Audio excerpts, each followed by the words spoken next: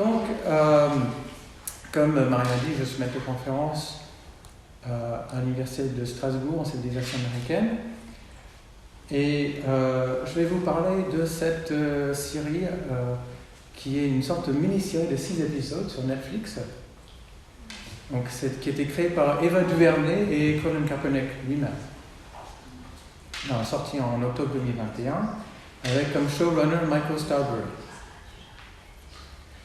Donc, Colin Kaepernick. Qui est Colin Kaepernick? Alors, d'abord, il se fait connaître en tant que quarterback de San Francisco 49ers. Donc, il s'agit de football américain. Donc, le quarterback, en fait, c'est la personne clé, le capitaine, en fait. Donc, c'est la personne centrale de l'équipe. Il y a très peu de Noirs, en fait, qui sont quarterback. Et il va aller jusqu'au Super Bowl en 2012. Donc, il a quand même beaucoup de succès. Mais là où sa renommée va se faire, c'est en 2016, où à partir de ce moment-là, avant chaque match, il y a l'hymne national américain. Et lui décide de ne pas se mettre debout, mais plutôt il s'assoit, et puis après quelqu'un lui conseille de prendre une posture à genoux, parce que c'est une sorte de posture d'église, en fait, de montrer qu'il est respectueux, mais en même temps, il ne participe pas. Et donc on lui demande pourquoi, il dit mais parce que je suis contre ce qui se passe contre les Noirs, les injustices, les policiers qui tuent des Noirs. Donc il prend cette posture et il commence à avoir un peu de renommée. Mais c'est à partir du moment où Trump, pendant sa campagne d'élection présidentielle, le prend à partie, que sa renommée va vraiment exploser. Et il va créer des émules, c'est-à-dire d'autres personnes vont se mettre à genoux pour faire une protestation. Alors, à la fin de cette saison, il devient free agent, c'est-à-dire agent libre, et c'est là où c'est intéressant, c'est que aucune équipe ne souhaite l'embaucher. Donc, il tente un procès contre la NFL en 2017, et quelques années plus tard, il y a Nike en fait qui sort une campagne avec lui comme figure. Donc ceux qui étaient là pour Muhammad Ali, en fait, on a le même phénomène de quelqu'un qui prend une position et finalement il se retrouve victime. Il ne peut pas travailler, il ne peut pas jouer. Et il devient du coup une sorte d'icône de militantisme. Donc on voit muraille en fait où il y a l'image de lui. Alors, qui est Eva DuVernay? Donc, c'est une cinéaste américaine acclamée par la critique et récompensée de plusieurs prix, Oscar, Sundance, Peabody. Donc, il y a une liste très très très longue des prix, avec un travail sur le documentaire engagé, comme le film 13th en 2016, le film Selma en 2014, ou une autre série sur Netflix, limitée When They See Us en 2019. Donc,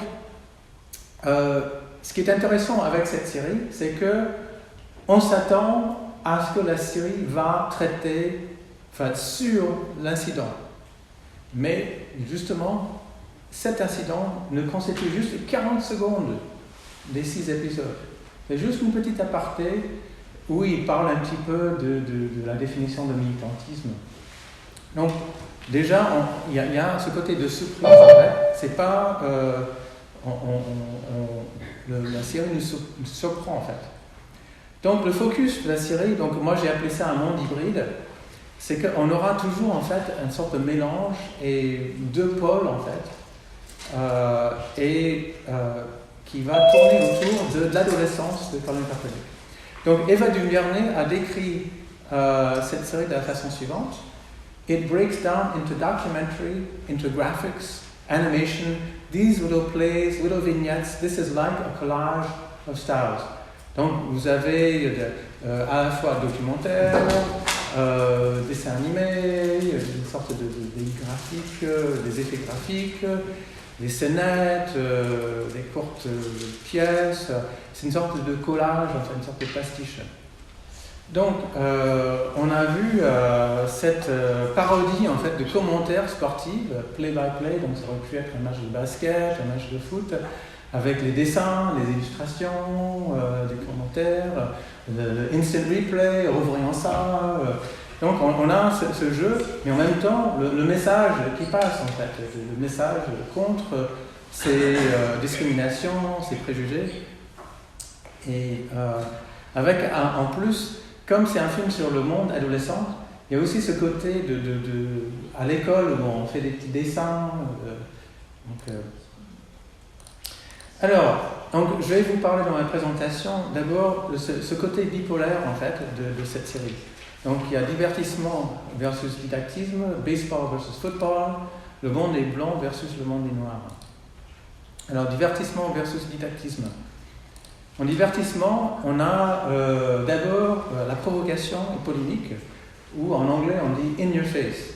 Alors in your face, ça veut dire c'est quelque chose qui est choquant, qui est violent, qui ne vous donne pas le temps vous devez encaisser quelque chose en fait. C'est vraiment, il y a un côté un peu abrupt. Et il y a une scène que je vais vous montrer quelques images, mais qui va phagocyter un petit peu la série parce que ça va susciter un peu la controverse. Ensuite, il y a beaucoup d'extraits de musique hip-hop, des clips MTV, en fait, ça fait un peu dans le style, comme si on est en train de regarder un clip MTV. Il y a des scènes qui sont très courtes, il y a des juxtapositions, des changements rapides, donc tout ça pour garder notre attention. Et le monde adolescent, en fait, c'est un monde de sitcom. Et là, on voit Colin Kaepernick comme adolescent. Donc là, c'est le côté in your face, donc sens littéral, parce que la première scène, c'est un énorme gros plan sur le visage de Colin Kaepernick. Et sens figuré, c'est cette partie juste après sur le draft. En fait, le draft, c'est une sorte de recrutement où les joueurs, ils arrivent, ils doivent faire des tests, ils sont un peu mesurés, les coachs, les entraîneurs les touchent, les inspectent un peu, et donc il dit que c'est un petit comme les maîtres qui inspectent les esclaves. Donc il y a une sorte de transposition tout de suite sur l'esclavage, et on voit donc le maître, la plantation, et après on redevient dans la réalité où il serre la main le représentant des joueurs ici. Et là on revient, donc il y a une sorte de transition en disant que bon voilà, c'est exactement comme s'il y a une sorte d'esclavage, un nouveau esclavage.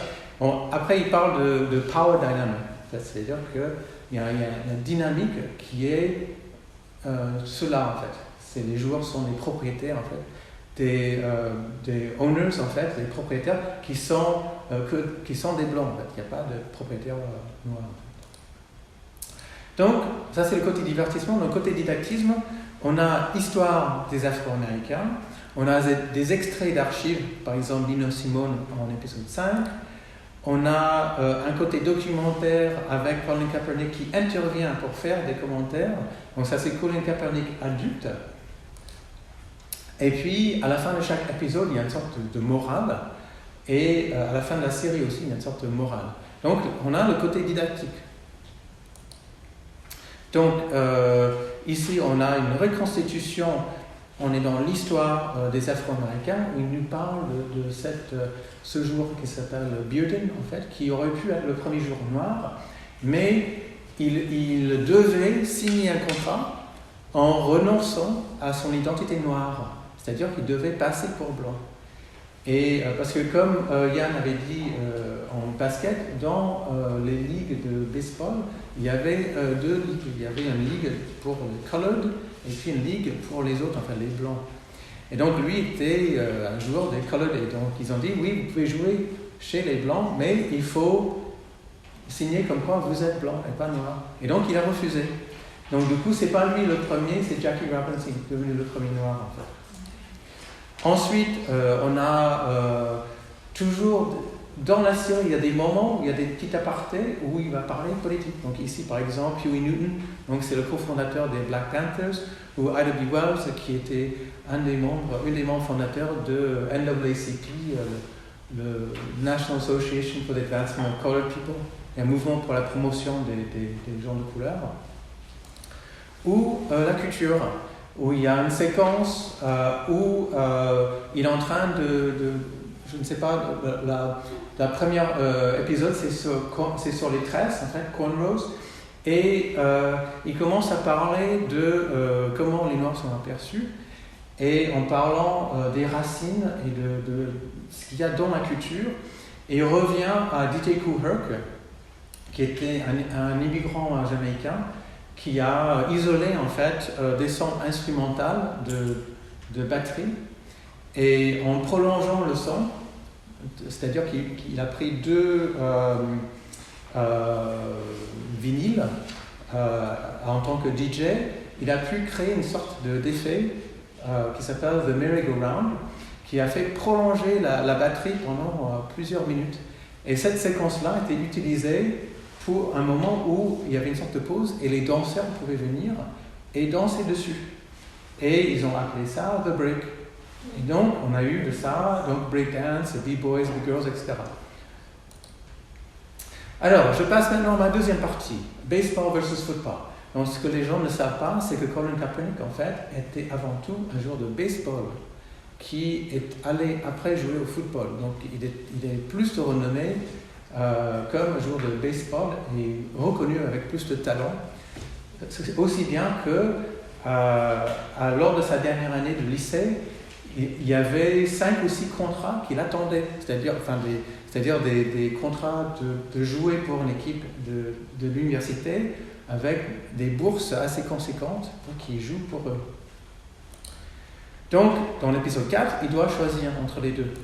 Et donc, ce choix va symboliser les deux sports, mais aussi plus pour lui.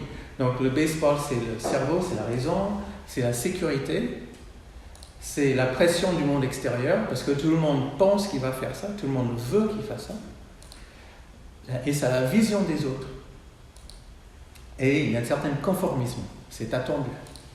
Ensuite, le football, donc football américain, c'est pour lui le cœur, c'est l'émotion, c'est sa passion. Mais c'est le risque, à la fois financier, mais aussi physique. C'est l'appel du monde intérieur et c'est la vision de soi et ce qu'on appelle the road less traveled, ou aussi un chemin de protestation. Donc, à la fin de l'épisode 4, il choisit le football américain, et alors qu'il n'a pas d'offre de bourse. Et après, on voit qu'il y a une université, l'Université de Nevada, qui se manifeste pour lui donner une bourse. Donc, la troisième partie maintenant, c'est le monde des Blancs versus le monde des Noirs. Donc, dans cette série, on est constamment rappelé qu'il y a toujours ces deux mondes qui coexistent. Ici, on a une image où il nous parle d'une expérience qui a été menée par des sociologues. Ils ont pris des images des enfants de couleurs en allant de très clair à très foncé. On demande aux enfants de plusieurs aussi nationalités et de couleurs différentes quel est l'enfant méchant. Et les enfants, même les enfants noirs, ont choisi toujours l'enfant le plus foncé.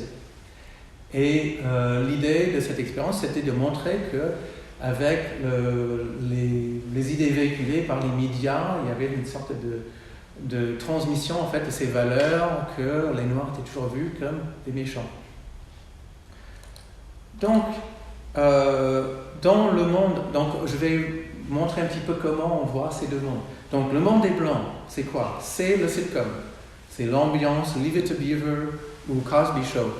Donc, pour ceux qui ne savent pas, ça veut dire que c'est un monde bisounours, tout le monde est gentil, on a des petits problèmes, on n'a pas des gros problèmes. C'est pas dans une émission comme ça, on va parler de la drogue, j'ai pas fait mon devoir. Donc, on voyait vraiment ce monde où il y a une famille parfaite. C'est les parents de Colin Kaepernick. Parce que Colin Kaepernick, c'est un enfant métissé, mais qui a été adopté par des Blancs. C'est son ami Jake qui est blanc. Et sa compagne blanche, il va au prom avec cette fille. Et c'est la fille que sa mère veut. Elle pense à cette fille en disant que c'est bien que tu ailles avec cette fille. Et c'est un monde normalisé. C'est les cheveux en brosse, c'est les gens respectables. Et bien sûr, c'est white privilege. Donc maintenant, le monde des Noirs. Donc c'est le documentaire engagé. Donc ça, on passe du sitcom vers documentaire. C'est le militantisme. Ce sont les marginaux, c'est les gens qui ressortent. C'est son ami Eddie, qui est noir. C'est un épisode qui s'appelle Crystal. C'est sur une fille qui trouve belle. Et c'est une fille qui est très noire, qui a des traits très noirs. C'est cornrows, c'est-à-dire les tresses. C'est le mot thugs, parce que dans le film, il y a un moment où sa mère lui dit « You look like a thug ». Donc c'est-à-dire un voyou. C'est sons of bitches, c'est-à-dire fils de pute, qui est reproduit dans les mots de Trump, quand il a dit au jour de NFL « Get those sons of bitches off the field, I would fire them ». Donc ça, c'est dans les 40 secondes de l'épisode. C'est la suspicion, c'est la violence, c'est le rejet. Donc sa mère dit après, tout sourire, « You dodged the bullet ». Donc sens figuré, tu as échappé belle, tu as eu chaud, mais sens littéral, tu as esquivé une balle. Et en fait, on voit que les deux mondes qui ne se rencontrent pas. Ses parents, en fait, pour eux, l'enjeu, c'est juste une contravention. Ils ne se rendent pas compte que pour lui, l'enjeu, c'est sa survie.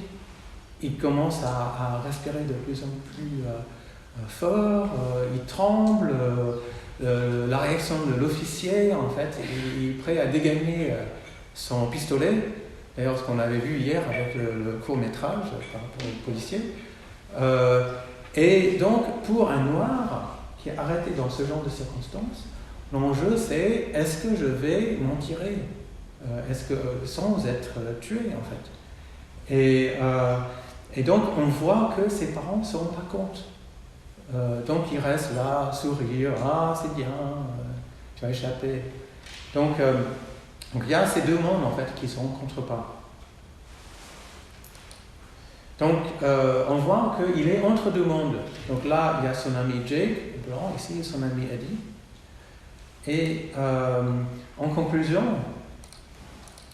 on voit que c'est une série où il y a vraiment l'exploration de l'entre-deux, c'est-à-dire le passé et le présent, parce que c'est une série sur l'adolescence. Le cliché, fait Colin ado, Colin adulte.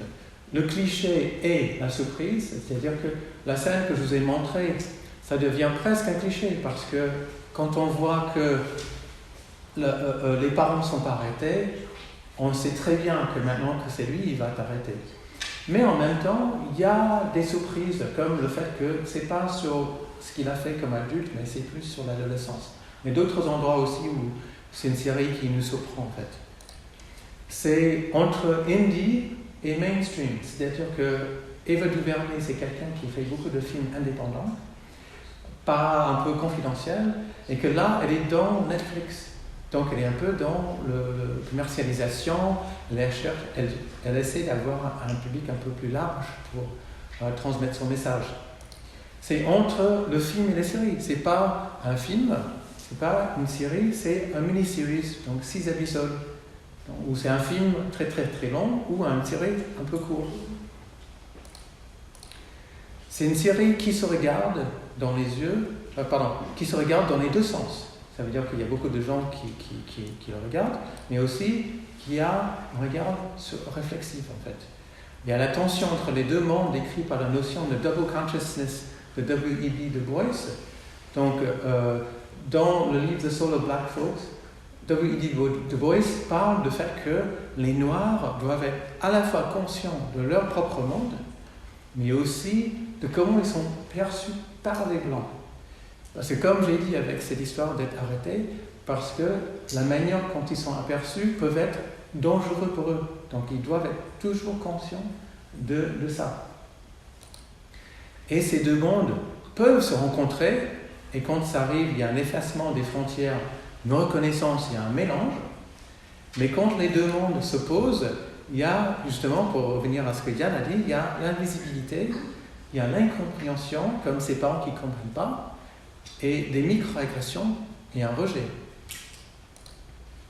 Donc, pour montrer quelques images de ça, donc il y a d'abord le fait de se regarder, il y a une mise en abîme. Donc le spectateur regarde Colin adulte qui regarde Colin ado. Donc là encore une scène où ils se regardent. Mais les frontières sont floues. Par exemple, Colin adulte qui s'introduit dans le passé, dans la reconstitution. Ou bien, il va physiquement s'introduire dans le sitcom. Et il va écrire une lettre à Colin Kaepernick, adolescent.